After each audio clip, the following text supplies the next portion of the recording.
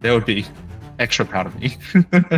And also like I would probably be able to connect with them a little more if I was able to speak their language. Because like when you came, you were like, oh, I got about 2 weeks until I'm going. And I was like, yo, this guy really the definition of last minute man. That's right.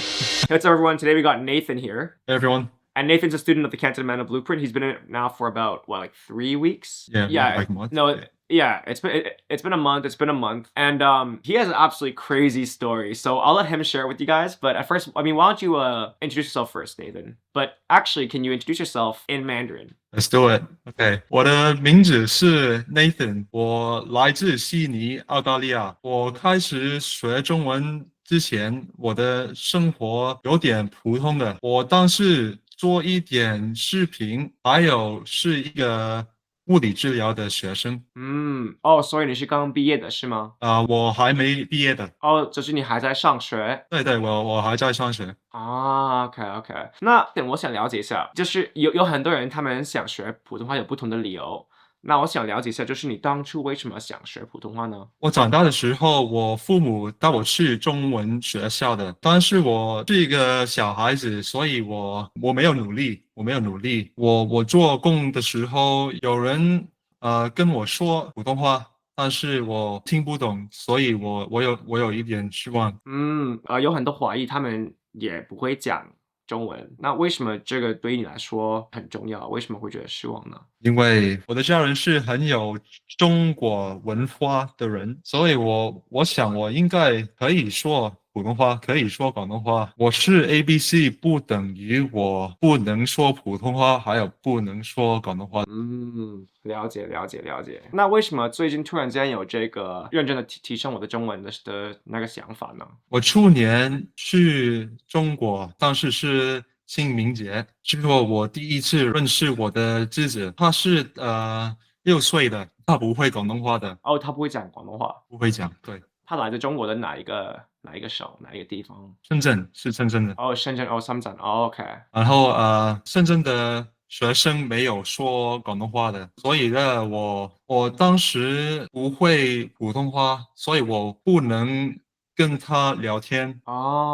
所以就是以前当你去探亲的时候，你是无法跟他聊天讲话的。对。OK，了解。你的家人他们都在深圳是吗？有点家人在住深圳的。OK。那以前你去探亲的时候是什么感受呢？我当时不是紧张的，因为我知道我的家人全部都可以说广东话的。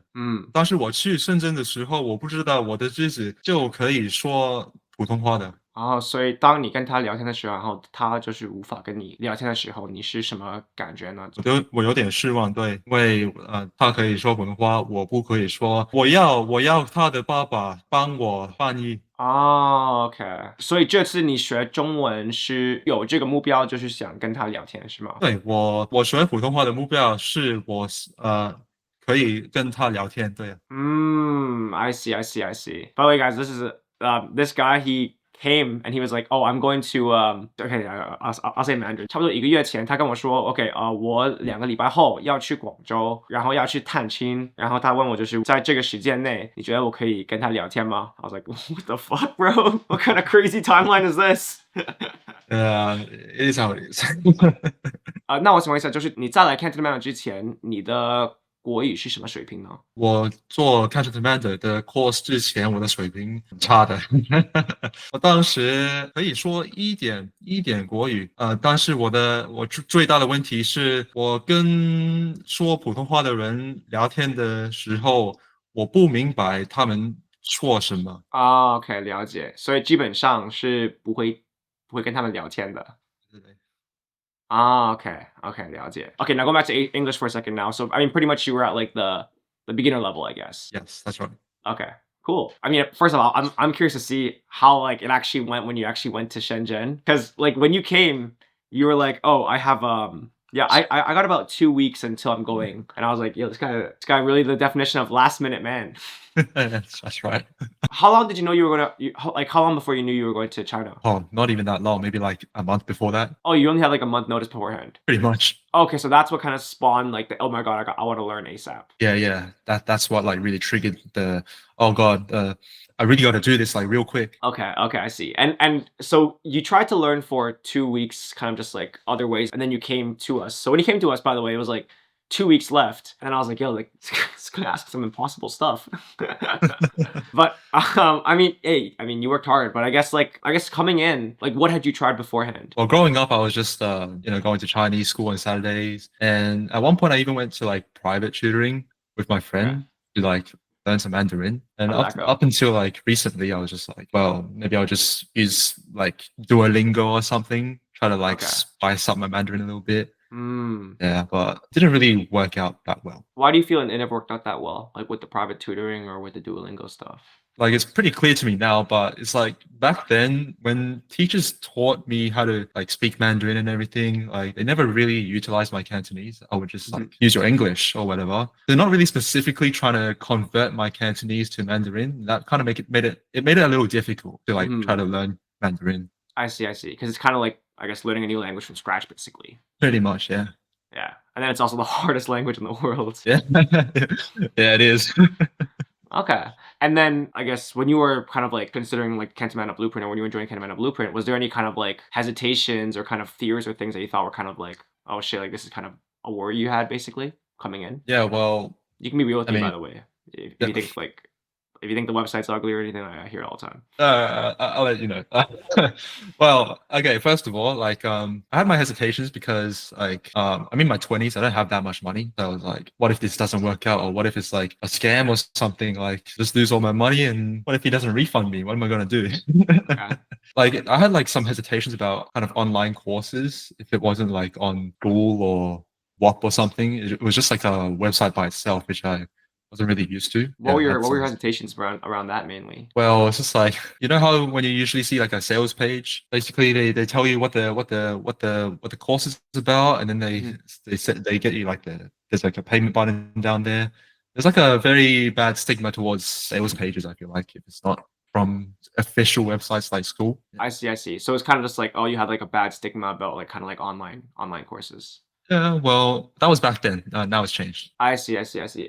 Besides the stigma, I think it was mainly more just like the hesitation with like the price. Yeah, I wasn't sure if I was willing to really spend money to be able to learn Mandarin when I can just, use the free resources online or whatever, do it myself, not have to spend money. But I guess I mean for you, like what was it that made you end up pulling the trigger? I did my research on the course beforehand. Like I stumbled across some testimonials on like YouTube and Reddit. They were all like, yeah, the course is actually really good, and especially because it tailors your Cantonese for learning Mandarin. And I realized that pretty much no one else does that. So I was like, yeah, this might actually be what I was looking for. But I guess like out of curiosity, like method aside though, like I guess like what was it that made it kind of worth it for you to be able to learn the language? I know you mentioned like you were gonna see family as well as the feeling you had growing up, but like what really made it like worth it for you that I'm like, okay, like this is worth putting in, my time and ultimately money and effort into. Like I'm his uncle, right? If he grows up knowing there's like an Australian uncle that can't speak Mandarin that he can't talk to, it's just like, yeah, it's not the best feeling in the world. Also, like the feeling of me wanting to make my relatives and my parents proud that I actually am able to learn Mandarin even after all that Chinese school I went through as a kid. I guess did you feel like they weren't proud because as a result of that? Well, they never explicitly said that I'm not proud of you, son, because you can't learn Mandarin.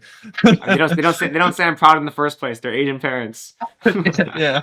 Oh, yeah, that's true. Like, yeah, well, it's not like they said they were never proud of me because I didn't learn Mandarin. It's just that I wanted to make them proud because I know that to my family and my relatives, like Chinese culture is very important to them. They're very traditional people. So I believe that if I was able to delve deeper into my Chinese culture by learning Mandarin, which a lot of people use nowadays. I think it would really like improve my identity. Really, like I would really improve as a person because of it. Because like I feel like I'm also pretty traditional as a Chinese person. Felt like just knowing Cantonese to a decent level, and that because I'm an ABC, like Australian born Chinese, that doesn't mean you should just forget about where you come from. And that's why I really wanted to learn Mandarin. That's like my identity. Mhm.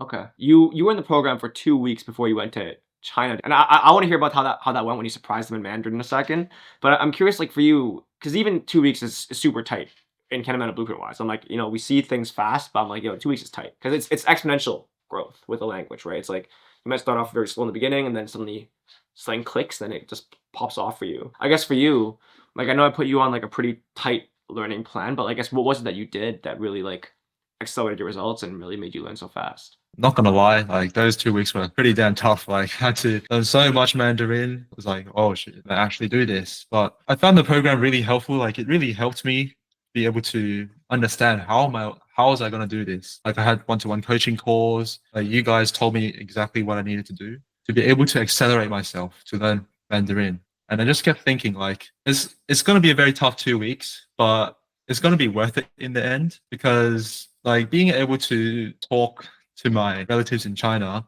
who can only speak Mandarin is like, wow, that's just amazing, right? So I just had to use that as motivation to really keep me going. And at the same time, like I just kept having Mandarin come inside my brain, like with the audio lessons and just like watching the video lessons, typing notes down, everything. Like, man, that was one hell of a 2 weeks.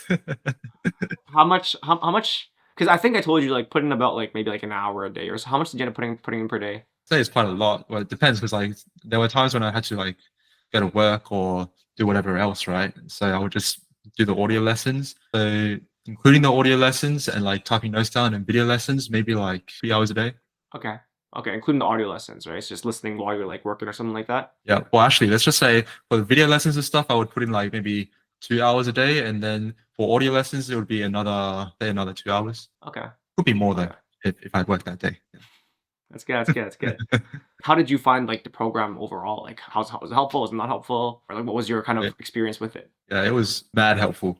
Like they literally converted my Cantonese to Mandarin, especially because like I had the one-to-one coaching calls, so my coach would really tell me exactly what my mistakes were, and also like just like with how the course is laid out, I was able to learn step by step using my Cantonese. I think that really helps me. Okay. In what way? Almost after every lesson, I would be like, oh my god, I did not know that you could just turn Cantonese into Mandarin like this. Like you just replace a couple words or whatever, and then you got it. You got it now. It's like I already had the Cantonese in my head. I just gotta switch out a few words and it's all good. It's crazy. Mm.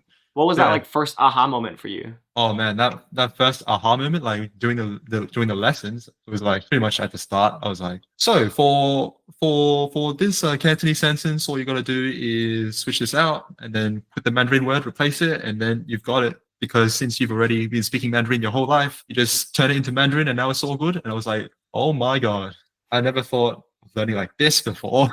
Mhm. Yeah, and that was That's like, damn, That's that is awesome. crazy. What was that moment like for you now then? Like when you went to China and you were able to. I mean, tell me about China now. I want to hear about China. By the way, I'll let you know. Like our whole team's been like rooting for you in the back. Okay.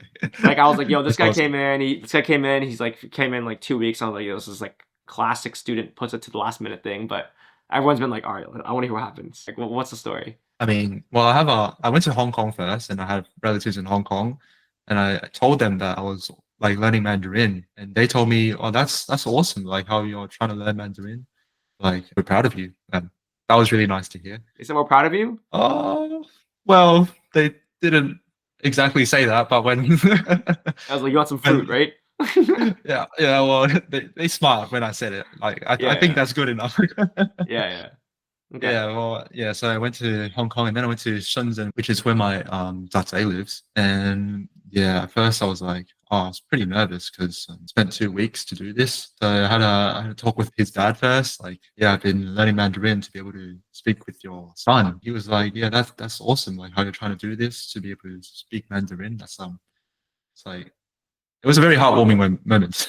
Time came, I like, sat down at his house. We only met like since last year. I think he thinks I'm a pretty good uncle, I guess. We sat down. I was just like, yeah, I can speak Mandarin now. He was like, wow, really? Yeah, and, like his parents were there too. It was like a very heartwarming moment for us. Just thinking about it makes me smile. Makes me smile. Really? Like, what made that so special and important for you, especially given the fact that you mentioned like you grew up feeling like oh like disappointed when you couldn't speak and stuff like that. As I said, like growing up, just like when people approached me and they could only speak Mandarin, I just like stand there and not say anything, or like speak Cantonese instead. It was like a bit of a bite in the ass whenever that happens. When I was able to like speak to a 7-year-old even, it made me think like, yeah, I actually have more confidence in myself now. I can actually speak Mandarin with people. I couldn't do that before. I would always be like, every time. Me being able to speak Mandarin has made me very proud of myself because I couldn't do it my whole life. And just with this program, I was able to do it and Mhm. really like prove to myself that it is possible if you think you can do it and if you have the confidence in yourself and you just don't give up, that you can do it. You can do it. And what do you feel like that having that improved confidence has done for you? I'm actually more confident to go outside in these like public areas and use my Mandarin. I would used to just kind of avoid it and go like, or just like speak in English or whatever. Yeah. But now I'm actually trying to speak Mandarin with like these people in like a daily setting, and it's working. Like it's actually working, and it just like they just speak back to me in Mandarin now instead of speaking back to me in English. That's just an amazing feeling. Dude, that's so awesome, man. Yeah, it I'm really is. smiling just hearing it. That's so awesome. I guess out of curiosity for you, like what were some kind of setbacks and challenges along the way? Oh, like it's not going to be always so smooth. Like you said, it's exponential growth, right? Yeah. And also, I do think it's like kind of like up and down sometimes because like maybe it'll demotivate me to speak in public and it doesn't work. But I've realized that as long as I gain more confidence in myself, speak more, get out of my comfort zone more, and really try to speak Mandarin to all these people. And that first time that it actually worked, like I was able to order some food in Mandarin. I was like, shit, yeah, I can actually do this. Yeah, these setbacks, they're gonna happen, but I just had to get out of my comfort zone and do what has to be done. Awesome, man. That's awesome.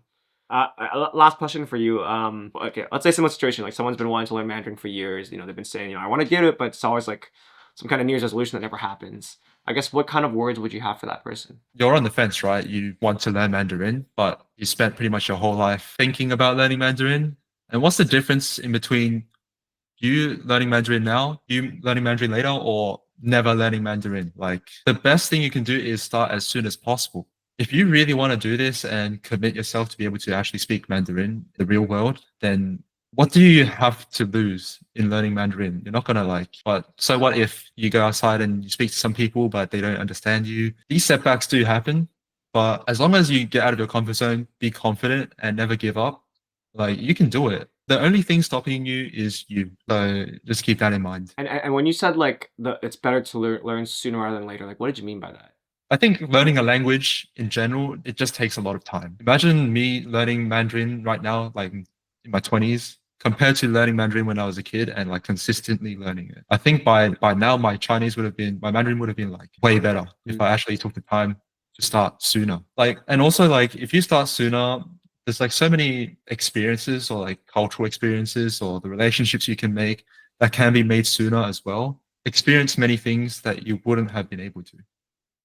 How do you feel like your past experiences or maybe like past visit with family or something like that would have been different if you had been able to speak Mandarin in the past? I think they would be like super impressed for sure because like born in Australia and like I don't actually need to speak Chinese, Mandarin, Cantonese outside at like work or at school or whatever. So like if I was actually able to speak Mandarin to my relatives growing up, they would be extra proud of me. Mhm. And also like I would probably be able to connect with them a little more if I was able to speak their language. Even with Cantonese growing up, like I would many times have to ask them what they meant because sometimes they would be speaking complicated sentences that I wouldn't be able to grasp. If I was able to speak fluent Cantonese or Chinese or Mandarin or whatever, it would have been much easier to bond with my relatives. And what would that have been worth to you to like be able to bond like that? That would be like the world to me, like being able to bond with my relatives, like being able to speak to them, foster better relationships, and just like spending time better with them. Because like there would be times when I would be stuck, not really understanding the some phrases, and then I just like have to ask, and it would just like kind of kill the mood, I guess. I see. Yeah, that's pretty much it. I just want to say thank you so much for hopping on and joining. I really appreciate hearing your story. And if any of you guys want to work with us and get some help learning Mandarin, you can click the link down below and you can book a call with our team, and we'll do a free Chinese level assessment and see how we can help. Hell yeah.